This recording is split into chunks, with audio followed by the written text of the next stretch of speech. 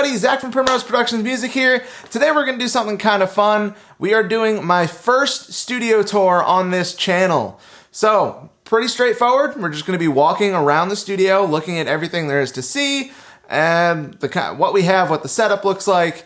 And I'm going to be showing you everything. I'm going to be showing you all the good stuff and all the ugly stuff, all of it, not holding anything back, totally open. And I'll also probably throw in some pictures from what it was before, and you can see it's a work in progress, and I'm just constantly building more things and adding things and getting more gear and all this stuff. It's just an ever-evolving space.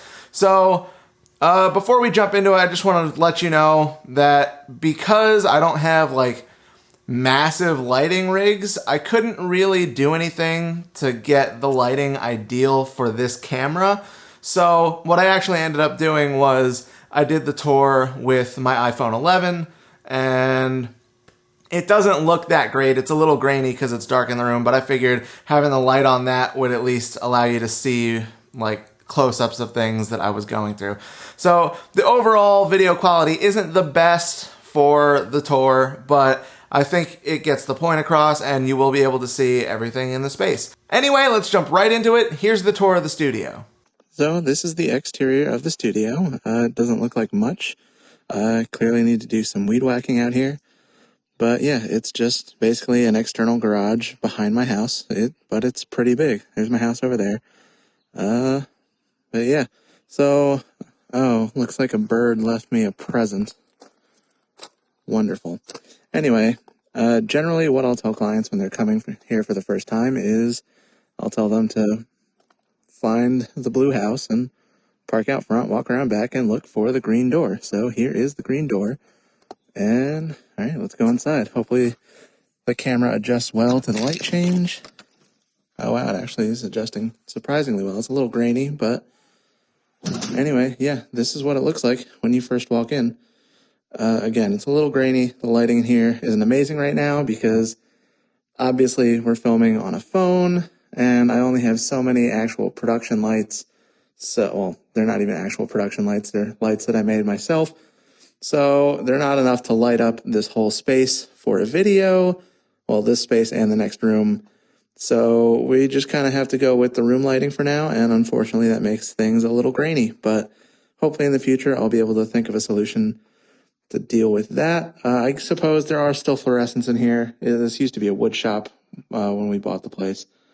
But I suppose I could turn on the fluorescents, but it just doesn't look as good with those in person. So, looks better on the screen, but we're going to turn it off, keep a little bit of the vibe, and I apologize for the grain. Anyway, so first walk in, this is what you see. Let's start over here. First, we have that speaker that's hooked up to a PA for when I practice with my band or when other bands practice or when we're doing band spotlight. We have a full band in here. So I'll show you the PA in a second. It's a really simple setup for that. First, this is my homemade sub kick. I had an old speaker that I had swapped out, and I decided to make a sub kick out of it. And I also had an old drum throne that didn't work right, didn't adjust right, and it was shitty. So I kind of just zip tied it to that and soldered it to a mic cable, and it works all right. I'm going to build a new frame for it because obviously, as I'm sure most of you know, a speaker is basically just a giant magnet. So it being up against the metal frame of the throne there, not really perfect for the sound. All right, then we got this old keyboard from the 80s, a Yamaha PSR 31.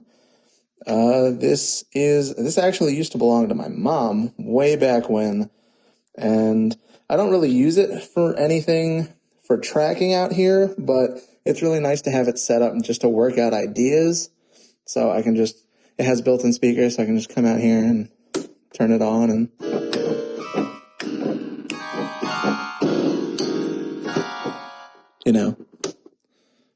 so it's helpful for that, just to figure out ideas.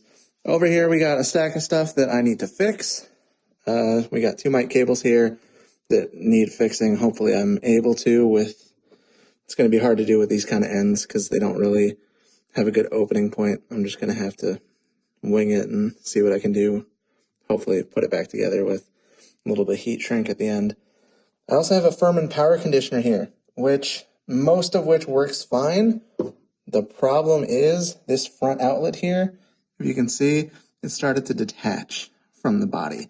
So whenever I plugged something into there and I went to pull it out, it would start popping out, and that's not good. So I just need to figure out a way to get that properly reattached so that I can use that again, because that's, a whole bunch of power that I can't use. All right, there's a shitty little disco ball, because why the fuck not? Here's my shitty little PA. It works really well. It's an old Crown PA, and I'm running a little Behringer mixer into it. But it's really simple. It does what I need it to do, and I'm not really performing shows with this. It's literally just so we can hear ourselves at practice and for band spotlight.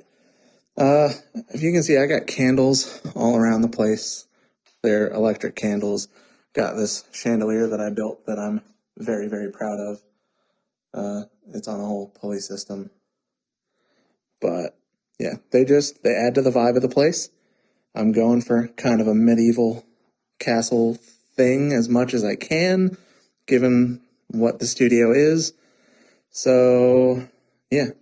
All right, under here, we got a few things. We got a couple extra kick drums that I don't really use. We got some milk crates. Never underestimate the value of milk crates. Some boxes for things. Some extra storage, an old rack unit. We got a couple extra cymbals over here that aren't on the kit. Nothing special, just a couple old Sabians. Nothing really fancy. All right, now here we got the cabs. There's something like flying around in front of the fucking camera trying to get to the light. Okay, this is the PV Valve King cab. I actually just picked this up a couple weeks ago, and it sounds really good. It wasn't that much money, secondhand, and I needed a second cab so I can get a couple different tones out of things. So I picked that up, and one of my buddies was selling it, and it sounds great. Then we got the Tracy Elliott bass cab here, 4x10 bass cab. That also sounds fantastic. And we have a Marshall cab back here, and that is like the bottom of the line Marshall. It's like, what is it, the M412, something like that. Yeah, it's nothing fancy, but with that, just messing with mic position and with different amps, I can actually get a decent sound out of it. Then we have mic stands for miles. I have almost twice as many mic stands as I do inputs on my interface. So some of them, I got a bunch of tall ones and short ones, and just basically different things for different purposes. And yeah. Then we got the drum kit. This is a Mapex Mars kit. It's nothing fancy. It's actually a relatively inexpensive drum kit. It's, I think, brand new. It's like $600, but this thing is a fucking monster. It sounds great, especially when you get a powerful drummer behind it. It just sounds way better than you think it's going to for $600. Then we got some cymbals here. This is the only really good cymbal that I have right now. I will fully admit my cymbals are definitely the weak point of my studio equipment. But this baby sounds wonderful. It's a Zildjian K-Custom Sweet Ride. It's kind of thin, but you can still crash it, but it rides really well. I love the bell on it.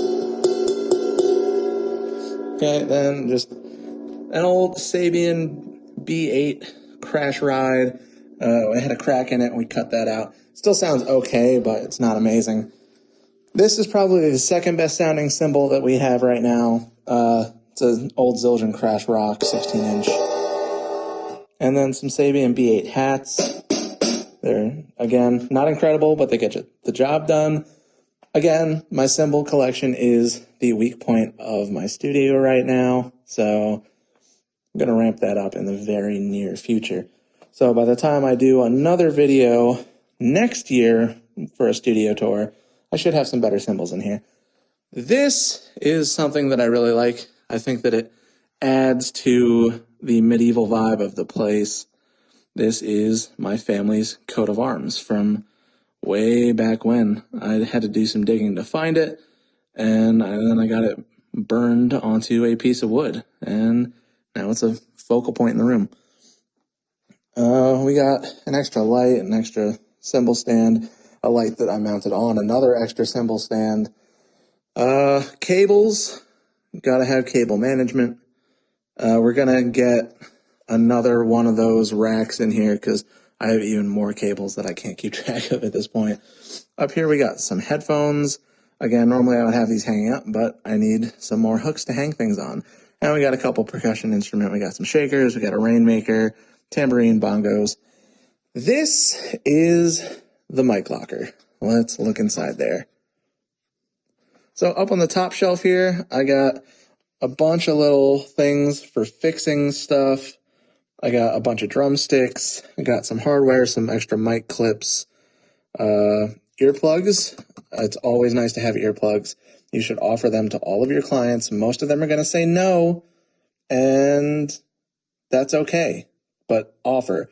And any of you who aren't studio people, but you're playing in a band, wear earplugs. Like, your ears are your money. You're a musician. You make money with your ears. So you need to protect them. Wear earplugs, swallow your fucking pride, protect your hearing. Got some rags here for cleaning guitars and such. This is an extra shock mount for one of my mics. In here is a drum dial. I don't know if you know what a drum dial is, but it's just, here, I'll take it out for a second. It's just a tool. It's a gauge to see. Basically, it measures the tension of your drum heads. And, slap it on a drum head real quick so you can see. It's got this little pressure thing there. So basically the idea of this is you want to put it near the edge and near the lug and check what the tension is. And you want to do that at each lug to check that it's pretty even. This one is actually really not even right now. So it's probably got some weird overtones. I got to retune this head, but I haven't done drums with this kit in a little while. Had some drummers bring in their own stuff. But anyway, you get the idea. That just helps you get a really even tune. It's really good when you're starting out with drums because you probably don't know too well what good drums sound like at that point. So helping you get an even tuning is a really invaluable thing early on. Okay, like I said, extra drumsticks, extra snares, wires. We got patches, extra felts, a little bit more extra drum hardware. We got a bunch of tubes back here to replace any tubes that blow in our heads. We got a fuck ton of strings. We have more strings elsewhere, actually, but this is what we got for now. So I always tell people you need to put new strings on, especially for bass. Like, if you're recording bass, you need to have new strings on that day. Guitar, I also recommend new strings. So most of the time, especially bassists, come in with old-ass strings on their guitar, and they're like, well, I don't have new strings. They're expensive. Eh. So I'm like, okay, here's a pack of fucking strings. Put them on so we can track your goddamn part. All right, I got some moon gels here, which are those blue things you guys saw on the drums. They're a little bit of dampening. They help control some of the extra ring. Capo. Brushes, rods. I got the shitty little recorder that everybody played in 3rd grade. I got that just in case anyone wants some weird, shitty recorder music on anything. It's there. Then we got all the mics. All right. In here we got Sennheiser MD421s for the toms. Just open that, show you real quick. Probably should pre-open these. Got 3 of those for the toms. We got a couple of AT4040s. This is actually a 2-pack of mics. It's an MXL 990 and 991. There's some really cheap condensers, but I got them when I was starting out, and they're really not bad, especially if you're going to use... What I generally use them for is I use the large diaphragm condenser as a room mic, and I'll use the small diaphragm for my overheads. So those are cool. In here we got Sennheiser E906. I've showed you guys those before. We got 2 of those. We got 3 SM57s, a couple SM58s. Nothing special. We got 2 AKG D112s. We have the old one that doesn't have the attached mount to it, so it's got a separate mic clip. And we got the new one that has the mic clip built on. And the reason that we have both is, first of all, I got this before they even started making the new design. But honestly, I hate the new design because I don't know why, but I feel like this makes it way harder to get into the drum and angle it the way that you want to inside of a kick drum. So I use this one on bass cabs a lot, but I'll still use the old-fashioned one for getting inside of a kick drum. We got a box for an AT4040. There's not one in there. This is my pride and joy. This is my Aventone CV12. Let me try and dig it out for you while it's still in here. This is a tube microphone. It's not that expensive. It's like, as far as tube mics go, it's $500, which does sound like a lot to some of you, I'm sure. But when you bear in mind that the microphone that I really want is $12,000, $500 doesn't seem that bad. But it's a really good mic.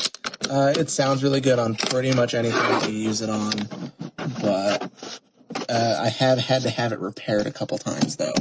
So I'm not sure if I just got a bad one or not. But yeah, it sounds great when it's working. But 2 repairs in 5 years is not really boding well. Then we just got some boxes and crap down here. A fucking old FPV pedal for my shitty little Line 6 Spider that we all got when we were 12. Just in case some asshole brings one in, I can be, here's your pedal for your shitty amp. Anyway, here's the snare rack. I don't think I really pointed out. I'm sure you saw, but I didn't point it out. We have my first drum kit over there. That is a Tama Rockstar kit. It's garbage, but I got that years ago. It was super cheap when I first wanted to get into drums a little bit. And my buddy sold it to me. So he sold it super cheap. And this snare came with it. It's a 13-inch snare. It's, I think, 5.5 inches deep. And it didn't sound that great for a long time. And then no matter what I did to it, it just wouldn't sound good. So one day I decided, fuck it, let's crank the crap out of it. And we tuned it really, really high, and now it actually sounds kind of cool. This is the stock snare drum that came with my Mapex Mars kit. We have a Evans Genera Dry head on there, which I've tried a few heads on it, and I feel like that's the best one. It gives it a really flat, but like a tacky sound, but not a lot of ring. So that's really cool. It's like meaty as fuck because you get all the attack and barely any ring out of it with that head. And then we got this Gretsch. I forget what model it is. But yeah, it's a Gretsch snare drum. This is the one that I usually use for most things. It's got a pretty good sound on it. Yeah. Now the guitars. Oh yes, the guitars. A couple things aren't here, but I'll show you what's on this rack. This is an Ibanez acoustic. It was like $200, super cheap at my local music store. And there's actually a really funny story behind that. Maybe if you guys ask me, I'll tell you. But for now, it's like $200. But I just went in and I played it, and it sounded phenomenal. I don't know if you're going to be able to hear it. These strings are kind of old on it right now.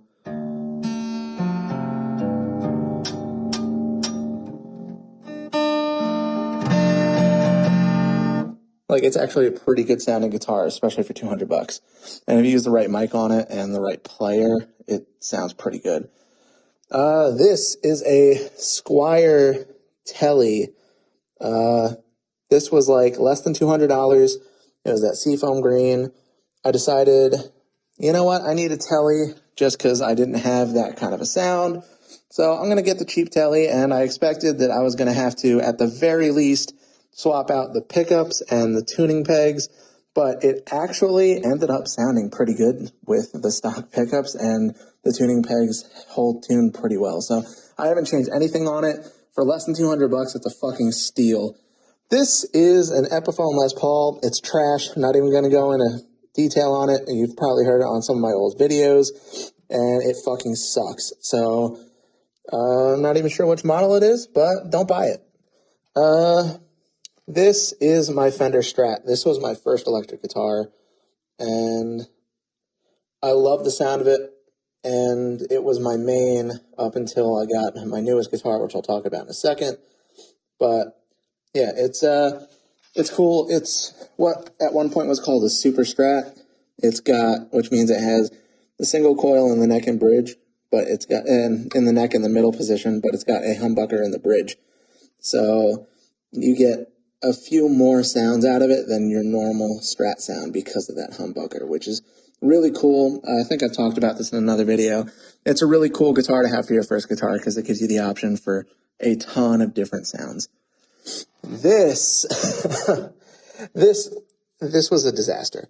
This guitar I built from a kit, and as you can see, it's gorgeous. Like, I stained it myself.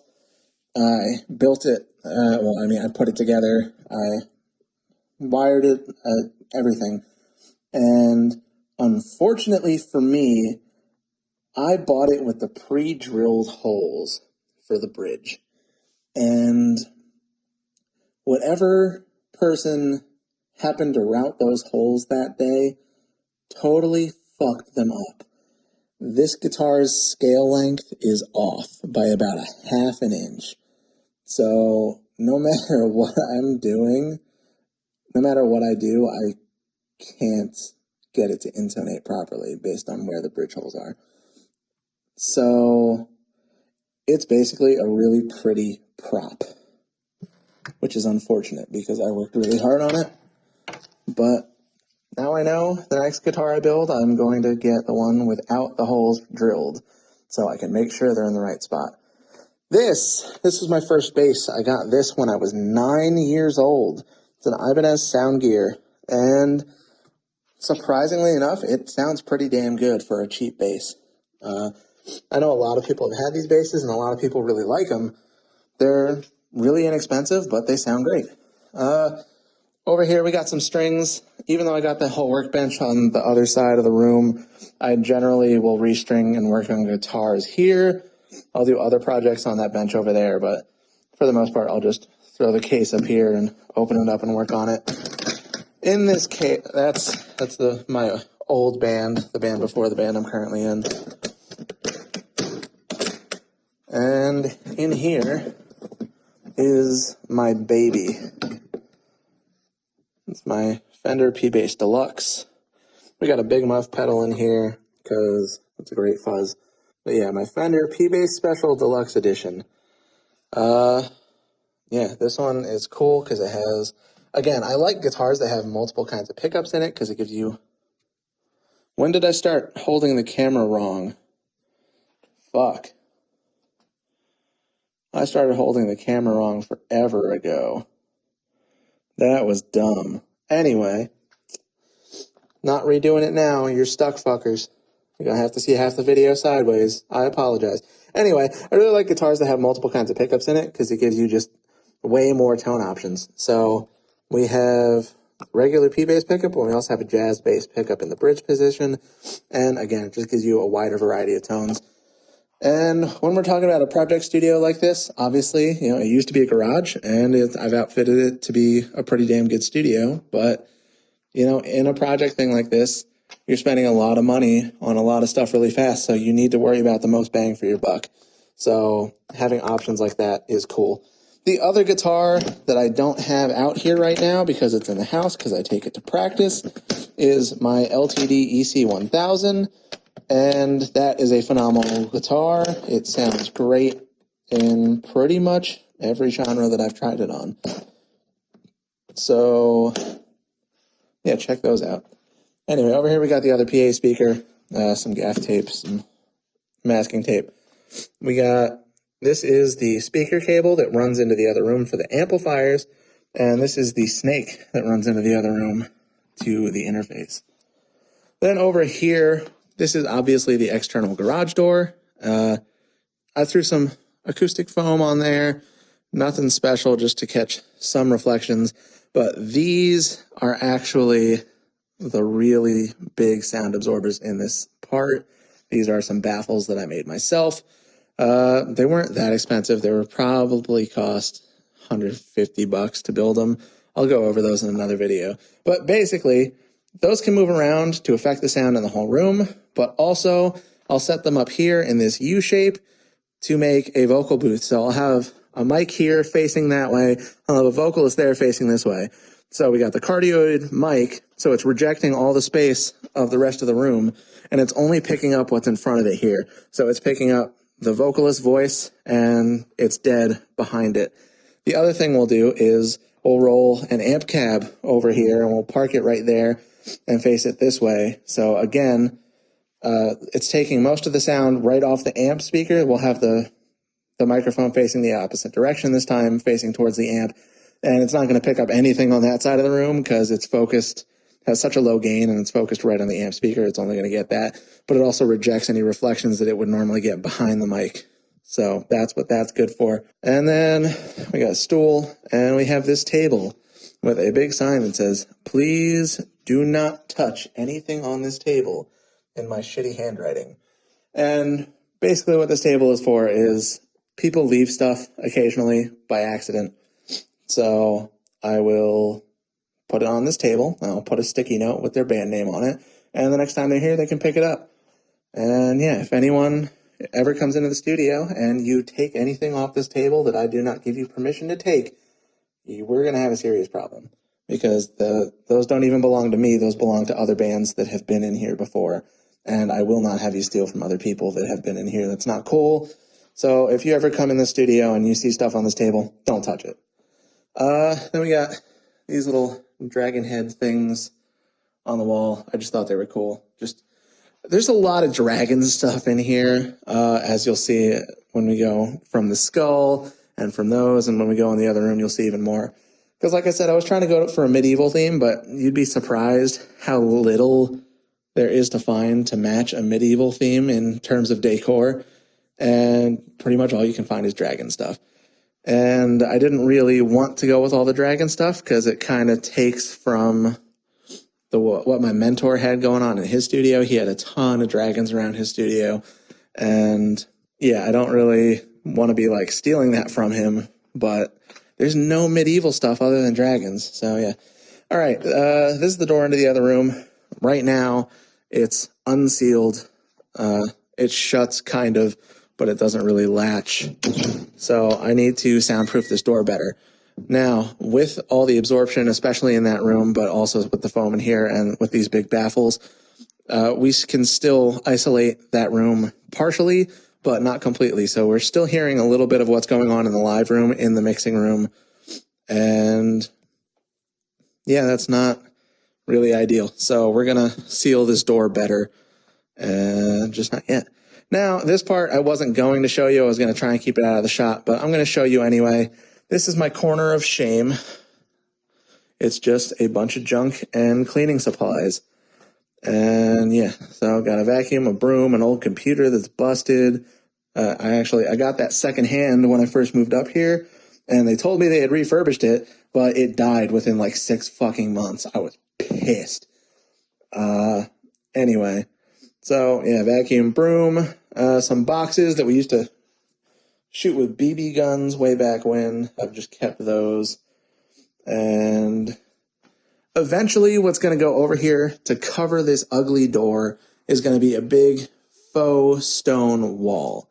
That's just going to be obviously adding to the medieval castle aesthetic, and it's also going to work to diffuse a lot of the sound that's coming from the mixing position off this back wall, which is why I have all this junk here now rather than clear it out. Because yes, it's ugly, but at least it's something over here to break up the reflections off that back wall. I'm sure you can even hear just from the way I'm talking right now while facing that door, we're getting some reverb off of that. And just having stuff here helps a little bit. It's not ideal, but it's better than if none of this stuff was here. We got an old cabinet that's actually going to move behind the front door in the other room. eventually when I put that wall up in here, and that'll house all the cleaning equipment. This is an old rack that I stole from behind one of the businesses in town. They were throwing it out, so I grabbed it, extra shelving, got some crap on there, an extension cord, an extra light, a box for that power conditioner, some Lysol, what looks like cookies but is actually rack screws, and a pedal for my little Bugera amp. This is a Yamaha HS7 speaker that blew on me. That was unfortunate. I had to replace it, and I just haven't thrown it out yet. I'm wondering if I can maybe try to fix it, replace the woofer, and maybe sell it secondhand. I'm not sure yet. This is a dehumidifier. I want to get an HVAC system in here eventually, but for right now, it's summer, it's humid, and we want to take as much humidity out of this place as possible. So there's one in here, and there's one in the other room. We got a couch. We used to have it here, like this, facing that way, so people could sit behind me while I mixed and recorded and whatever. But we ended up moving it against that wall to do our band spotlight interviews, and it's just been easier to just keep it there. It opens up the floor, which, again, adds a little bit of reverb in here, but it's not too bad in the mixing position, which is the important thing. Like I said, I'm going to show you even the ugly stuff. So this is a big old industrial heater. Like I said, this building used to be someone's wood shop, the person that owned the place before us. So there's a big old industrial heater in here for heating the other room. And it's really annoying in the winter. It gets loud, and unfortunately, that's another hole in the wall that we need to find a way to plug and seal up so sound doesn't pass through the wall. And also, people always are almost hitting their head on here. I'm going to put a tennis ball on there so if someone whacks into it, it doesn't hurt quite as much as fucking metal. But, yep, that's all the ugly stuff in the studio is, that and the garage doors and the back wall and the ugly exterior. So now we're past the ugly stuff. Let's get into the real fun stuff. We got this all this acoustic treatment in here. We just put those ceiling clouds up. I think that was last week's video. Might have been the week before. I forget. But yeah, we just put those up. So happy with those. Those helped a lot with reflections. We got some more mic stands. We got the cables going through the wall there for catching the mics and the amps. Over here, we have our amps. Let's start up here with the pedals. This is just a pedal power. This is an expression pedal for a keyboard. We have, let's go through all the pedals. TC, if you can see that logo. TC Electronic Echo Brain, that's an analog delay. TC Electronic Prophet, that is a digital delay. Polytune 3 tuning pedal, which you can see right there. TC Electronic Sky Surfer Reverb. All right, we got a bunch of Boss pedals that I rarely, if ever, use, but, we were all young once. We all had Boss pedals. So, Loop Station, I don't use that too much. I break it out once in a while if I need looping for whatever reason. More often than not, I'll lend it out to somebody that needs a looper, and it's nice to be able to help people out that way. This is a control pedal for the Bugera 6262 there. Boss DS1 Distortion, everyone fucking has one. Boss Metal Zone, unfortunately, most people also have one. It sucks. I don't even have to show you. I'm sure you've seen a million videos on how bad this pedal is, but it's there. The DS1 isn't that bad, but I just don't use it a lot because I'm generally using an overdrive instead of a distortion these days. Sans Amp, Crybaby. We got the Boss Flanger, which I do use reasonably often, and the Boss Phase Shifter, which, again, I do use reasonably often. This is the box for the SMG Cockblocker Gate, which I use pretty much all the time. It's been a little glitchy recently. This output has, and these two outputs, for some reason, have been a little fucky recently. So I'm going to have to look into that. I don't really want to tear it apart myself. I might have to get a hold of Glenn Fricker and see if he can, or just the company that made it, either way, and see what they can do about that. Maxon OD808 Overdrive. Wonderful fucking pedal. Please get one. If you want an overdrive, get that pedal. All right, we got a couple DI boxes. These are instrument cables here. Orange Micro Dark. We also have the Orange Micro Terror, but I actually have that in a backpack, and I just bring that to band practice when I practice at my buddy's place. But this stays here. And yeah, then we also have the Bugera Tri-Rec. We got a video out on, I think, the amplifiers that we use, we have videos out on. So Bugera Tri-Rec sounds awesome. Ampeg Portaflex 50T. Yeah. Great bass amp. Bugera G20, not incredible, but not terrible. I got that before I got the big boys. Kind of a stepping stone amp.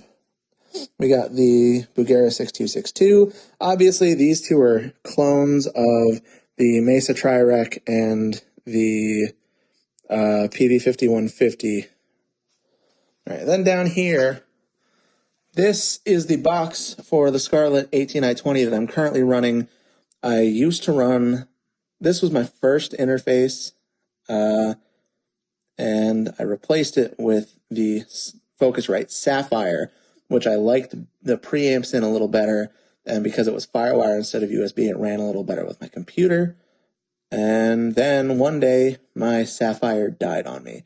So right now, I've pulled out the 18i20. The Sapphire is sitting in that box currently because I don't know where the Sapphire box is. And yeah, so I'm running the Scarlett 18. I'll show that to you in a second. I'm going to replace it in the very near future, but for right now, it's working for me, so there's that. This is the Roland JDXi. It's a synthesizer. I haven't done a video for you guys yet on that, but I will very soon. Then down here, we got a shitty Marshall solid state MG100 HDFX. I know a lot of people had this amp. It's not the worst, but it's still pretty bad.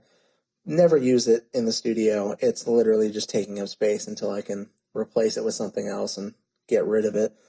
This is the Tracy Elliott AH250, and this is also a solid-state bass amplifier, and I do actually love this amp.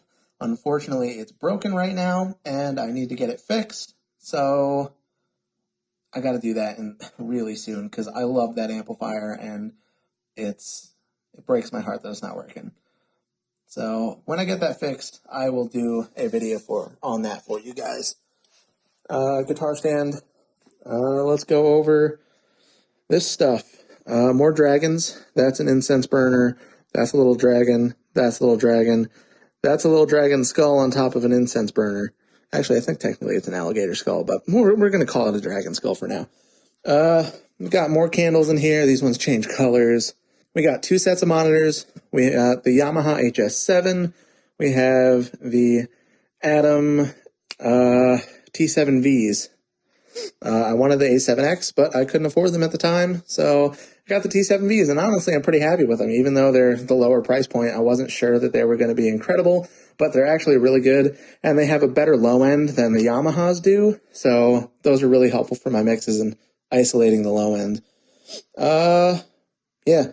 Then we got these lights back here. We're actually going to get more of those and string them up around the panels, but for right now, they're just kind of wrapped around the monitor stands.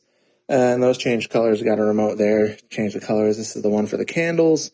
Old business cards. Got to replace those. Fan, because it gets a little warm in here sometimes. Camera. This is the one that I'll usually use for my YouTube videos. It's a Canon EOS M50. And it's a pretty good camera. I've been doing 1080 on it. I'm going to try doing the 4K on it, because I know it crops it, but this room is deep enough that listen to that reverb as soon as I turn around off that back wall. I need to put that stone wall up. Anyway, yeah. So I know that the M50 crops it, but this room is deep enough that it shouldn't be an issue to crop to 4K. Yeah. Some picks, a little cock blocker gate button, another incense burner. This is my studio drive. I also have a backup. I've got a couple backups. but this is the main hard drive. This is a USB hub. This is an adapter for headphones that I'm using right now with the lav mic that I'm using to record this. We're running off a laptop right now, and it's a MacBook. I think it's a 2013 or 2015 MacBook. It's kind of old at this point, and I need to replace it. I'm going to get a Mac Mini probably, and it's just a matter of, finding the money in the budget to put money into that right now. Obviously got Pro Tools up. I think this is Pro Tools 12 right now. Yeah. Anyway, let's go to the rack. We got a reamp box here. We got name tags just to have some fun with people when they're forgetting our names. We can write on them, and tape, silica gel to try and keep things dry. Pretty much everything that we order gets shipped with silica gel, so we just kind of have them stashed around all the electronics to absorb any extra moisture that the dehumidifiers aren't getting. Then we got the patch cables. This is meant for incense, but it's full of picks. Different gauges, different brands. This is a little light. I don't really use it that much. I might use it a little more. It's kind of cool. Let's get to the rack. Why don't we, huh? Firm power conditioner. All right. Like I mentioned, we're using the Scarlett 18920 right now. We used to be running the Focusrite Sapphire Pro 40, which I liked better. I like the preamps in it a little better. I definitely like the connectivity a little better. And now the fridge is going. I'm just going to talk as much over it as I possibly can and hopefully drown it out. All right. Then we got the Focusrite Sapphire Octopre. It's meant to go with the Pro 40, but obviously it'll work with the 18920. I should probably go into a little more detail, huh? Okay, so this has 18 inputs. It has 8 mic or line inputs. Okay, then it has an additional 8 inputs through ADAT, which is what we're doing with the Octopre Dynamic here. This is an extra 8 inputs as well as 8 channels of compression. So that's cool. And then there's also a couple MIDI inputs, and then, So that's those. This is the PreSonus Central Station. This is what we use for our monitor station. Yeah. So we can switch between speakers here. We can mute them. We can dim them. We can switch them to mono. We can trim them to make sure that all the monitors are at the same general level. We got the master volume here. We got a couple of headphone outs. All right, then we got a few of these babies. These are the Behringer, the Ultra Gain Pro Mic 2200, I think is what they're called. But these are a 2-channel tube preamp, and they have 2 bands of EQ on each channel. And they sound really good. We're going to have a video on these really soon for you guys.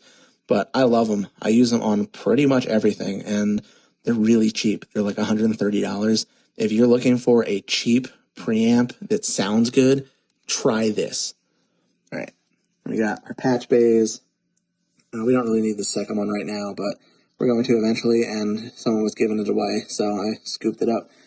Then we got a couple of Art Pro VLA 2 compressors, 2 channels of compression, or 1 set of stereo compression for each unit. And those are really great compressors. They sound good on everything. Yeah, again, not that expensive rack gear, but we get good sounds out of them. So if you're looking for some cheap stuff, the Behringer Ultra Gain Pro Mic 2200 preamp and the Art Pro VLA Mark II compressor. We got a little M-Audio MIDI controller here, and we got a fridge, and I think that's pretty much everything. So there you go. As you can see, it's an ever-evolving process. I'm constantly changing things around here, building new things, finding ways to make things sound better, getting new equipment, all that. So I'll probably be doing a new studio tour every year. So it's June 2020 right now. So June 2021, you can expect the next one. Yeah, thank you guys so much for watching. If you enjoy the content, please hit that subscribe button and the like button. It really helps me out. Thank you so much. I'll see you in the next video. Hey, look, a bunny. Hi, bunny. Good bunny.